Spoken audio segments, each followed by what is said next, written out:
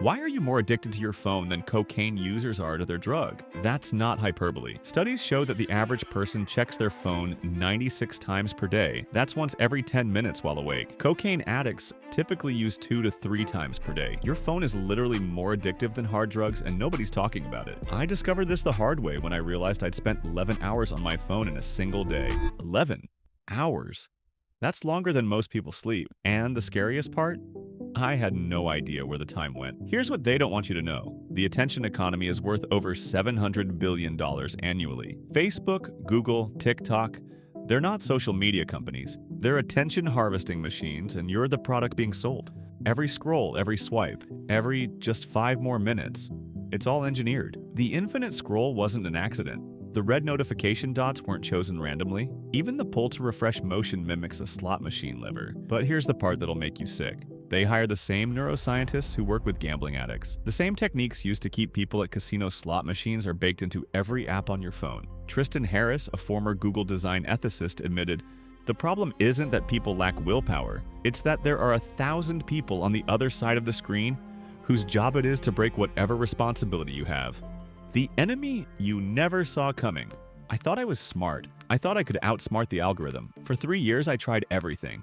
App blockers, digital detoxes. I'd delete Instagram, uninstall TikTok, block YouTube on my browser. I'd last weeks, sometimes months, feeling superior to everyone else, still trapped in the matrix. Then I'd relapse harder than before. One quick check would turn into a 6-hour binge that left me feeling hollow and disgusted with myself. That's when I realized the brutal truth. The apps aren't the addiction, they're the dealer. The real addiction is to being entertained, to having your brain constantly stimulated, to never being alone with your thoughts. We've created a generation that can't handle boredom for 30 seconds without reaching for their phones. But here's what's really happening in your brain during those harmless scrolling sessions. The brain hijack nobody talks about. Every time you get a like, a comment, or even just see something mildly interesting, your brain releases dopamine, the same chemical released during sex, eating, and using cocaine. But here's the sinister part. Unlike natural dopamine sources, social media provides what researchers call variable ratio reinforcement. You never know when the next hit is coming. This is the exact same mechanism that makes gambling so addictive. Your brain literally develops tolerance. The same content that used to entertain you for hours now bores you in minutes. So you scroll faster, consume more, need stronger stimulation. Sound familiar? Dr. Anna Lemke from Stanford Medical School calls it digital heroin, and the withdrawal symptoms are real. Anxiety, depression, inability to focus, phantom vibrations. The study that changes everything. Here's where it gets interesting. Researchers at Stanford tracked 2 groups of people trying to reduce screen time. Group A used traditional methods, app limits, willpower, digital detoxes. Group B replaced consumption time with creation time, writing, coding, music, art. After 6 months, Group A, average screen time reduction of 12%. Group B, average screen time reduction of 73%. But here's the kicker. Group B wasn't even trying to reduce screen time. They were just creating more. Why does this work when everything else fails? Your brain craves novelty, challenge, and dopamine. Social media provides all 3 in artificial, bite-sized chunks, but creation provides them in sustainable, meaningful doses. When you're scrolling, you're passively receiving dopamine. When you're creating, you're actively earning it. The difference? Earned dopamine is more satisfying and less addictive. Think about it. Have you ever binged Netflix for 8 hours and felt accomplished? Now think about the last time you spent 3 hours working on something you cared about. Which felt better? But there's something even deeper happening. When you create, you shift from being a consumer to being a contributor. From audience to artist, from follower to leader.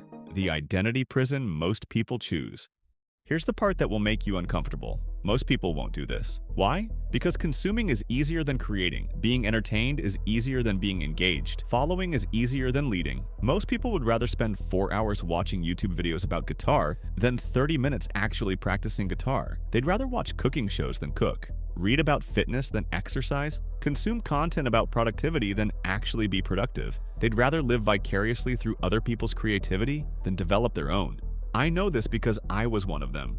The moment I realized I knew more about my favorite YouTuber's daily routine than my own goals was the moment everything changed. The 90-day identity shift. Here's my analytical conclusion based on studying behavioral psychology and testing this on myself and dozens of others. Your addiction isn't to your phone, it's to being mentally idle. The only sustainable cure is mental engagement through creation. Try this. For the next 90 days, every time you feel the urge to consume mindless content, create something instead. Doesn't matter what. Write a paragraph, sketch something, code a simple program, record a voice memo of an idea, film a 30-second video, track your consumption and creation time daily. I guarantee that within 30 days, you'll naturally consume less without trying. Within 60 days, you'll prefer creating to consuming. Within 90 days, you'll wonder how you ever lived any other way. But here's the catch, and this is crucial. You have to treat this like an identity change, not a habit change. You're not someone trying to use their phone less.